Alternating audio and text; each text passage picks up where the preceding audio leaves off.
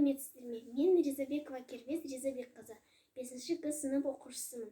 Мен бүгін сіздерге қоқысты қалайынан сұрыптау керек екенін көрсететін боламын. Ал мен медицинскалық перчаткаларды киіп алдым. Міне мына пакеттер 3 пакет тұр. Мына пакеттінде пластик деп жазылып тұр. Ал мұнда қағаз, мұнда шыны. Міне біз пластикке керек жоқ пластикалық бутылкаларды саламыз. Ал мына қағаз дегенге газет, кәмпиттің қағаздары, керек жоқ майлықтар.